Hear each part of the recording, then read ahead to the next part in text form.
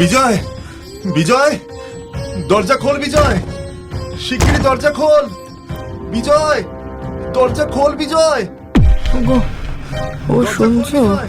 এই এত রাতে দেখো না কে দরজা ধাক্কা দিচ্ছে।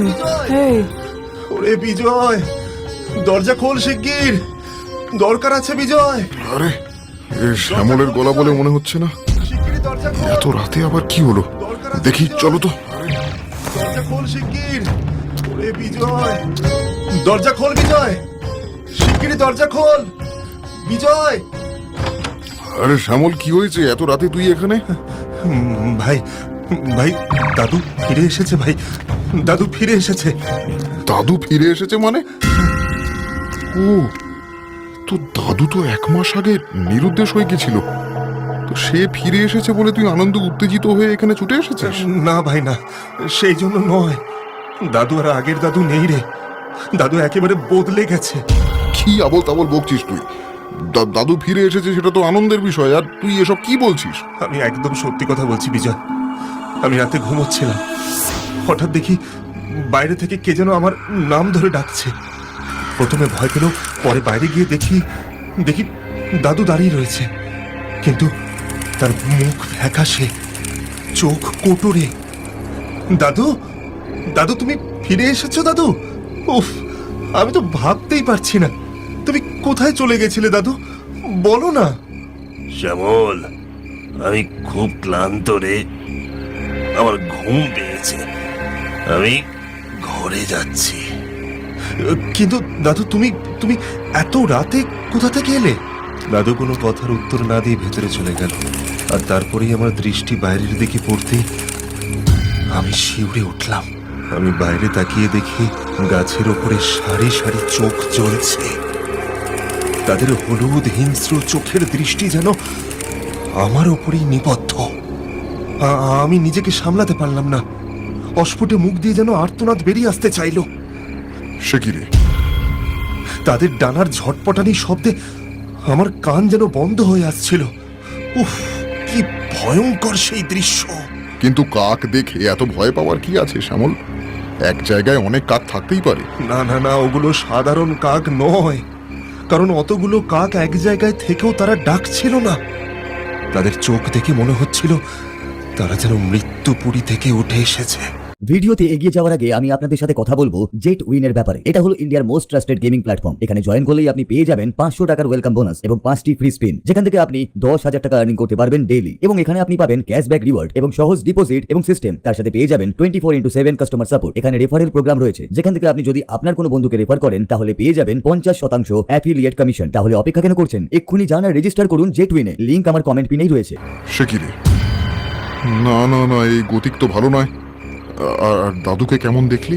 হ্যাঁ ভাই, বিশ্বাস কর, আমি তোকে বলছি, ওটা আমার দাদু হতেই পারে না। যে দাদু আমাকে এত ভালোবাসতো, সেই দাদু একটিবার আমাকে জড়িয়ে ধরলো না, ভালো করে কথা পর্যন্ত বললো না। কি বলছিস রে? এ তো ভয়ানক ঘটনা, এখনই গিয়ে একবার দেখতে হবে। কি হয়েছে গো? শ্যামলদার দাদু কোথায় গেছিল যে ফিরে এসেছে? আরে তুমি তো জানো না, আমাদের বিয়ে হয়েছে তো কেবল দিন 10 হলো, এটা তার আগের ঘটনা। তাই? তা দাদুর কি হয়েছিল শ্যামলদা, আমায় বলো না। হ্যাঁ বলছি, ঘটনাটা 1 মাস আগে। আমার দাদু মানে দীননাথ চৌধুরী এই গ্রামের মোড়ল বলে সকলেই তাকে খুব সম্ভ্রমের চোখে দেখত। দাদু যা বলতো সকলে সেটাই অক্ষরে অক্ষরে মেনে চলতো। হঠাৎ করে 1 মাস আগে আমার দাদু অসুস্থ হয়ে পড়ে। ইস, তোমার কাশিটা খুব বেড়েছে দাদু।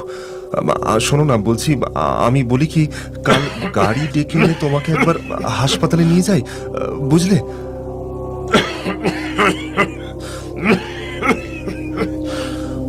আর এই বয়সে ডাক্তার হাসপাতাল করে কি হবে বাবা? বয়স হয়েছে, এবার যাওয়ার সময় হয়ে এলো, বুঝলি? তুমি তুমি চুপ করো দাদু, তুমি একদম চুপ করো। আমি দেখছি তুমি কবিরাজের দেওয়া ওষুধগুলো ভালো করে খাওনি, তাই না? খেয়েছো ওই ওষুধগুলো? আরে ওসব ওষুধে কিছু হবে না বাচ্চা। ভালো হবার হলে আমি এমনি হব। এরপরেই দিন দিন দাদুর শরীরটা খারাপ হতে শুরু করলো। ওষুধ পথ্যি কোনো কিছুতেই কিছুই হলো না। ধীরে ধীরে গ্রামবাসীরা সব জানতে পারল। তারা সবাই দাদুকে বড্ড ভালোবাসতো। সেদিন দাদুকে দেখতে গ্রামের অনেক লোক ভিড় জমালো। ওই শ্যামল, মোড়ল মশাই কেমন আছেন এখন?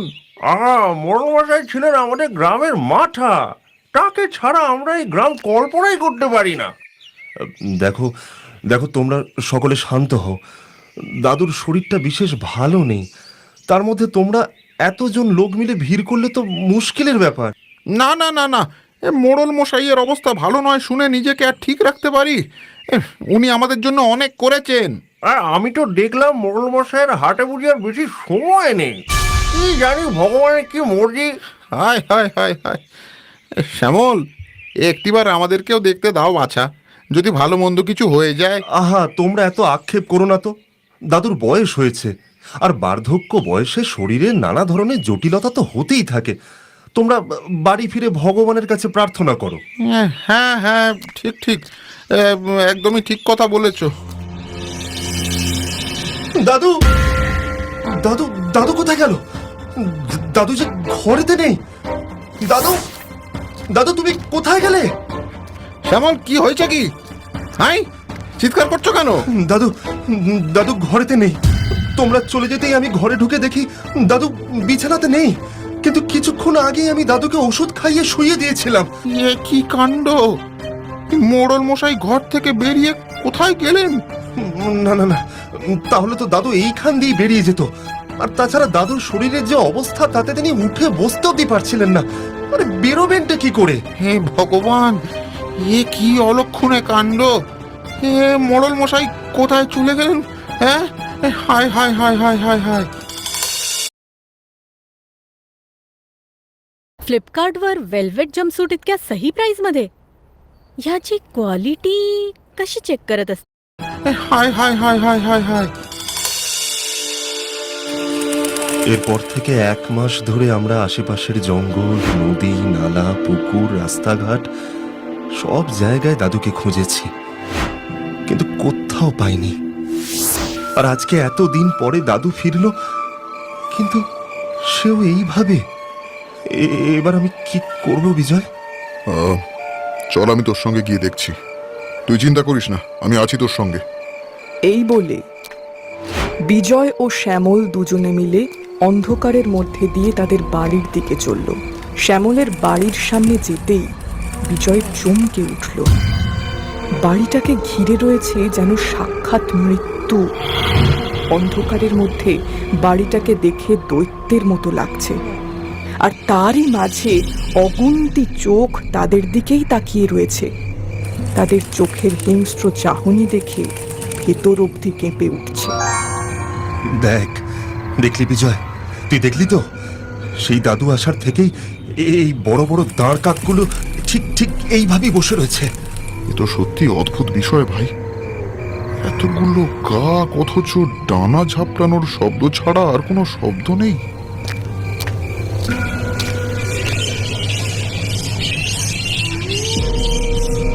দেখ দাদুকে একবার দেখ। যখন নিখোঁজ হয়েছিল তখন শরীরে একটুও বল ছিল না, মুমূর্ষু হয়ে গেছিল একেবারে।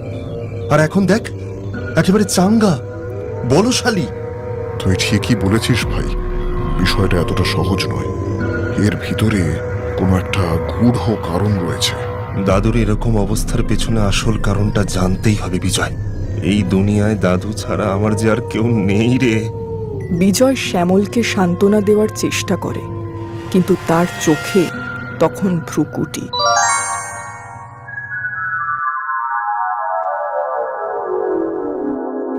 পরদিন সকালেই সকলে বিস্ফারিত চোখে তাকিয়ে দেখল গ্রামের বটতলায় হাসি মুখে মোড়ল মশাই বসে রয়েছেন। তাকে দেখে ধীরে ধীরে গ্রামের লোক সেখানে জড়ো হতে শুরু করলো। কি মোড়ল মশাই, আপনি কোথায় চলে গেছিলেন? আপনাকে দেখে যে কি শান্তি লাগছে বলে বোঝাতে পারবো না। আমরা আপনাকে কত খুঁজেছি। কোথায় গেছিলেন আপনি? আরে বলবো বলবো, সব বলবো, একটু ধৈর্য ধরো সবাই। গ্রামের সকলে আগে জড়ো হোক। এই, তোরা যা, সকলকে গিয়ে খবর দে যে তোদের মোড়ল মশাই ফিরে এসেছেন।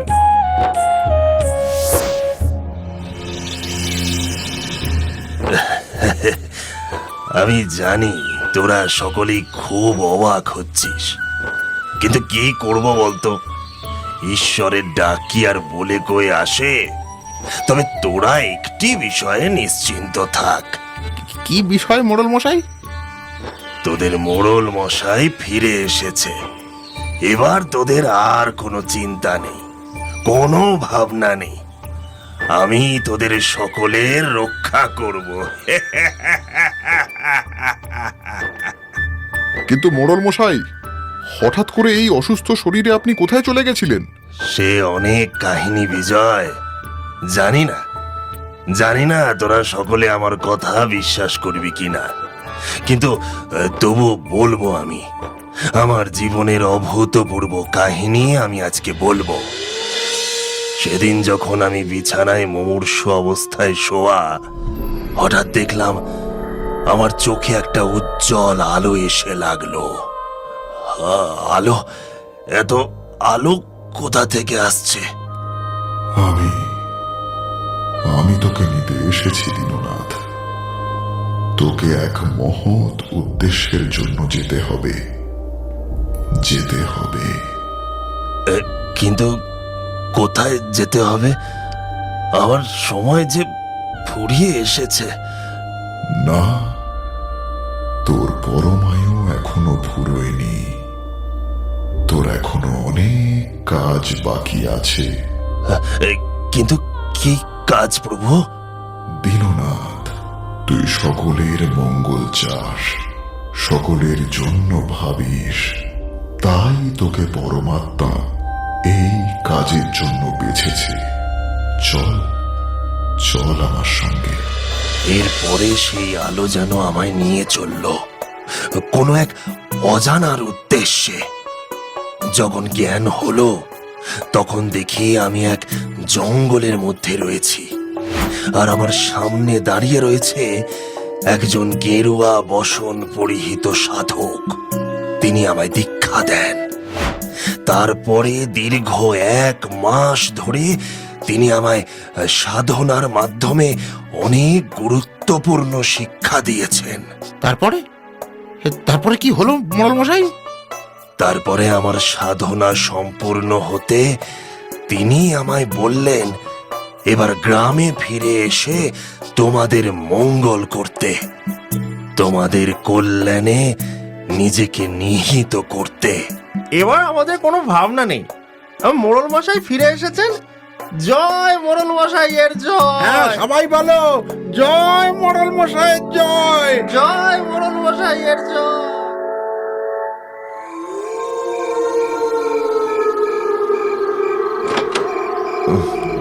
কিসের একটা শব্দ হলো না?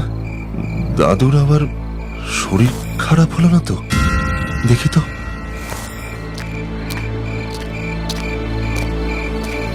দাদু, দাদু, এই মধ্যরাতে দাদু কোথায় গেল? দেখি তো।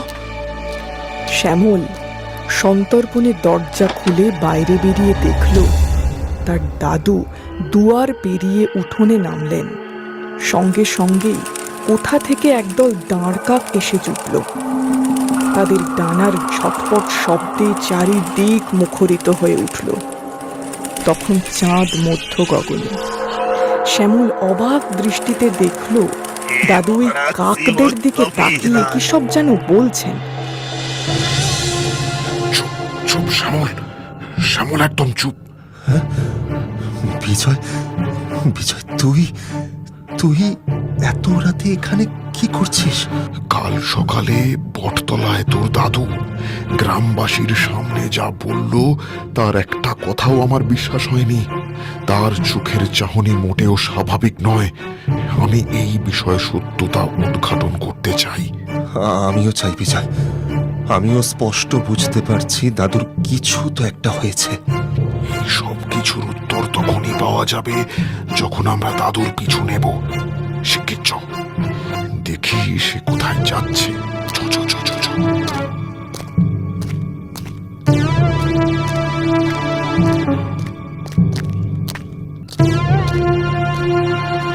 আরে মোড়ল মশাই যে এত রাতে কোথায় যাচ্ছেন? গুরুত্বপূর্ণ কাজের জন্য যাচ্ছি, খুব গুরুত্বপূর্ণ কাজ। মোড়ল মশাই, আপনার গলাটা কেমন যেন অন্যরকম লাগছে। হ্যাঁ, আপনার মুখটা কেমন যেন ফ্যাকাশে ফ্যাকাশে, সাদা সাদা। অন্ধকার তো, তাই অমন মনে হচ্ছে। কিন্তু আপনার পিছনে এত এত কাক এত রাতে কোত্থেকে এলো?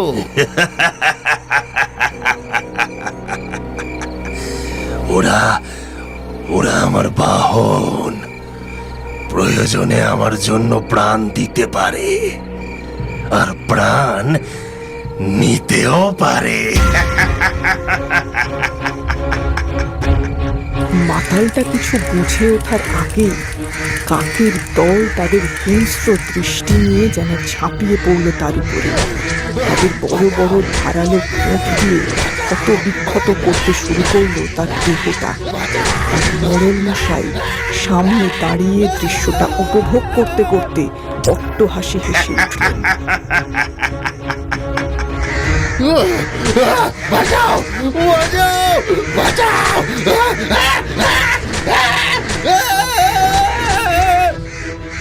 বিজয়, বিজয়, এটা কি? এটা কি বিজয়? জানি না, আমি জানি না শ্যামল। এ কি ভয়ঙ্কর দৃশ্য, কি বিভৎসতা! উফ, বাবারে! এটা আমার দাদু নয় বিজয়, এটা আমার দাদু নয়। দাদুর শরীরে কোনো অশরীরী কোনো দানব ভর করেছে বিজয়। দাদু আর মানুষ নেই বিজয়। জানি, আমি জানি শ্যামল, নইলে এরকম হতে পারে না, কিছুতেই না। হে ভগবান, কাকগুলো ওই লোকটার দেহ খুবলে খুবলে খাচ্ছে। এগুলো সাধারণ কাক নয় রে, এগুলো এগুলো হলো ওই মৃত্যুর দূত। কিন্তু কিন্তু দাদু এবার কোথায় যাচ্ছে? আরে ওইদিকে তো জঙ্গল। হ্যাঁ শ্যামল, এই শ্যামল, সময় নষ্ট করিস না, শিগগির আয়, শিগগির আয়, শিগগির আয়।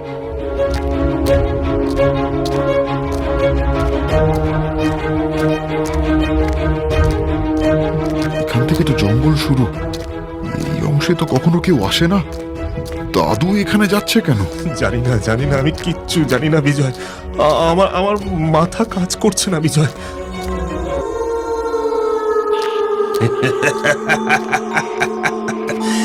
এসে গেছি,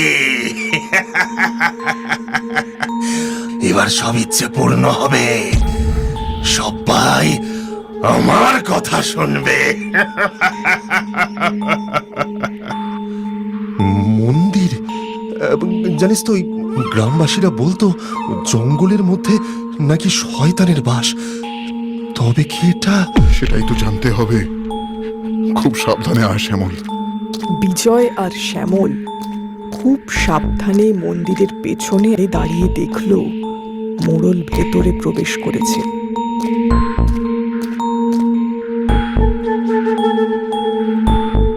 হে শয়তান দেব, আমি এসেছি, আমি এসেছি তোমার কাছে।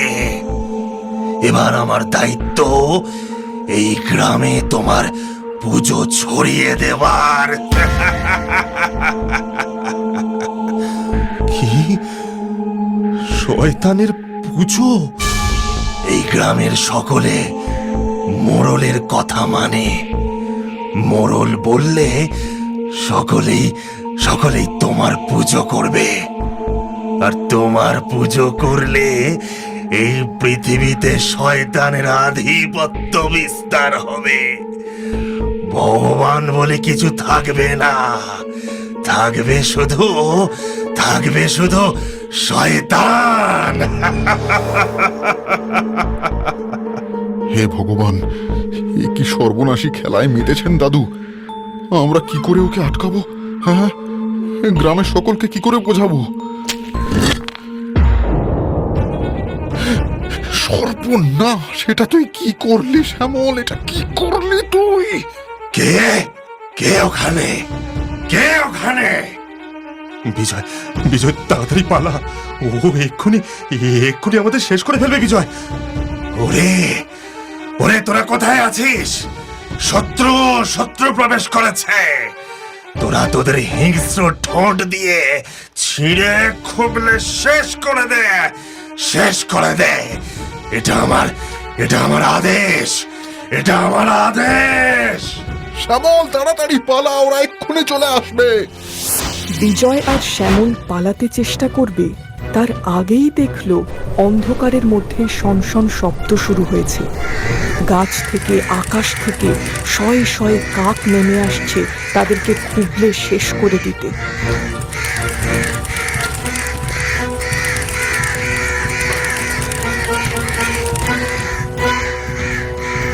শেষ করে দে, শত্রুদের শেষ করে দে। শ্যামল, আমাদের আর পালানোর বোধ হয় কোনো উপায় নেই, আর বাঁচার আর কোনো পথ নেই। ওরা এসে গেছে, ওরা এসে গেছে বিজয়, বিজয় ওরা ওরা এসে গেছে বিজয়।